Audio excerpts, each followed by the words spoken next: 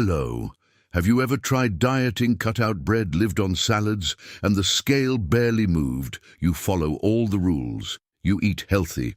And yet, that stubborn belly fat refuses to go away.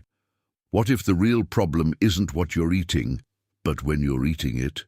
In 2017, medical science made a major shift when researchers studying our biological clocks received the Nobel Prize. Their discovery showed something fascinating. The human body doesn't work like a simple calorie calculator. It works like a clock. And when you eat at the wrong time, your body can switch into storage mode, holding onto fat even when you're not eating that much. Today, I'm going to show you 7 simple chronobiology-based strategies that help your body burn fat more efficiently instead of storing it. One of these uses a simple liquid that costs just a few cents and, in imaging studies, was linked to a significant reduction in visceral fat. And the number 1 strategy? It completely contradicts what most people have been told about eating at night. Before we begin, make sure to like the video, subscribe to the channel, and tell me in the comments, what time did you have dinner yesterday, and where are you watching from? Now, to understand how this works, you need to know something surprising. Nearly every organ in your body has its own internal clock. Your liver has one, your pancreas has one, even your fat tissue follows a daily rhythm. In fact, scientists once removed fat tissue and observed it in a laboratory setting. Even outside the body, without the brain, it continued operating on a 24-hour cycle. It still knew when it was day and night. Why does this matter to you? Because your body's ability to handle sugar drops significantly at night. Research has shown that eating a bowl of healthy cereal late in the evening can produce a blood sugar response similar to eating a sugary cereal in the morning. In other words, a healthy food at night can behave metabolically like junk food earlier in the day. You could test your glucose levels in the morning and get a normal result, then test again at night and fall into a pre-diabetic range. Same person, same day. Our bodies were never designed for 24-hour eating. For most of human history, when it got dark, people stopped eating and went to sleep. Your liver works almost like a building manager. Late at night, it slows operations. When food keeps coming in, energy gets stored instead of burned. And that storage often ends up around the belly. So how do we use this knowledge in our favor?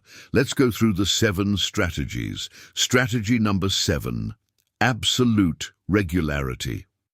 This may sound simple, but the science behind it is powerful. When you eat breakfast at 7 a.m. one day and at 11 a.m. the next, your body experiences what researchers call social jet lag. Your digestive system becomes desynchronized, almost as if different organs are living in different time zones.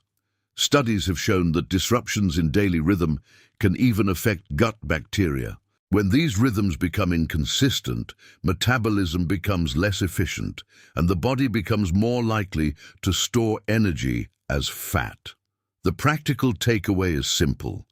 Try to keep your meals within consistent time windows every day, including weekends. Your metabolism thrives on predictability. Strategy number 6, swallow light in the morning. Your master biological clock, located in the brain, uses light to set your metabolic rhythm. Large population studies have found that people exposed to more light at night have higher rates of obesity, likely because artificial light interferes with melatonin and fat-burning signals.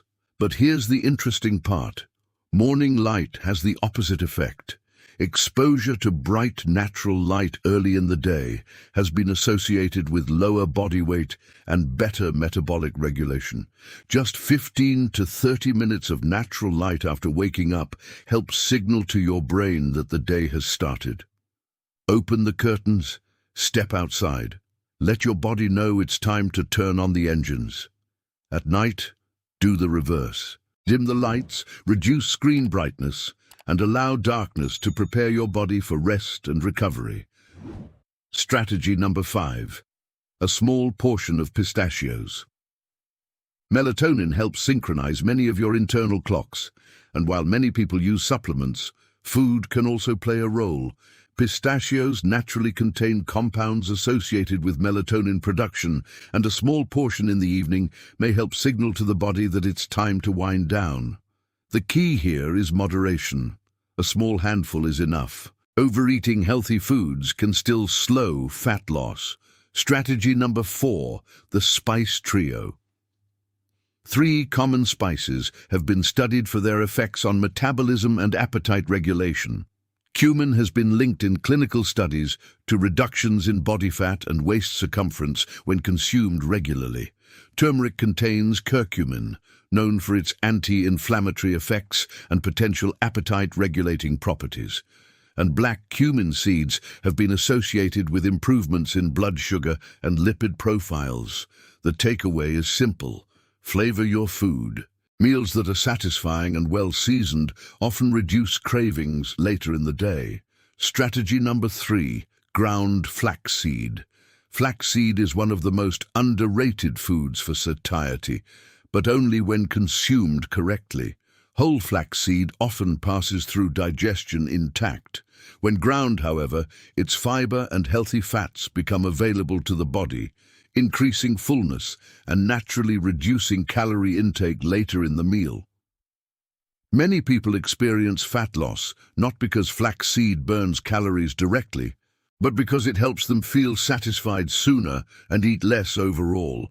2 tablespoons of freshly ground flaxseed per day is a practical amount. Strategy number 2, apple cider vinegar. This is the simple liquid I mentioned earlier. In controlled studies, participants who consumed small amounts of apple cider vinegar daily experienced reductions in body weight, waist circumference, and visceral fat compared to placebo groups, even without major dietary changes. Acetic acid appears to improve insulin response and may help the body shift from storing energy toward using it. Important note: never drink vinegar straight. Always dilute 1 tablespoon in a glass of water or use it as a salad dressing. Strategy number 1, eat more in the morning, less at night. There's an old saying: eat breakfast like a king, lunch like a prince, and dinner like a pauper. It turns out science supports this idea. In a well-known study, 2 groups consumed the same number of calories per day. The only difference was timing. The group that ate most of their calories earlier in the day lost significantly more weight and improved their triglyceride levels compared to the group that ate larger dinners. Why? Because food-induced thermogenesis, the energy your body uses to digest food, is higher in the morning. The same meal can burn more calories when eaten earlier in the day than at night. In the morning, your metabolism burns like a fire. At night, it slows down like a candle. If you want to lose belly fat, stop fearing food in the morning. And stop turning dinner into the biggest meal of the day. Make lunch your main meal, keep dinner lighter, and try to finish eating at least 3 hours before sleep. Let's recap the strategy. Eat meals at consistent times. Morning light, darkness at night. Small portion of pistachios in the evening. Use metabolism-friendly spices. Ground flaxseed daily. Apple cider vinegar diluted. Breakfast like a king. Dinner like a pauper. Notice that none of this requires expensive products or extreme diets. This is simply science applied to daily routine. Now tell me in the comments, what time do you usually eat your biggest meal? I'd love to read your answers. Share this video with someone who might need this information. And don't forget to like and subscribe so more people can learn how to take better care of their health. And remember, always talk to your doctor before making significant changes to your diet or health routine. And which video are you going to watch next? I've left some recommendations on the screen for you. See you in the next video. Thank you very much.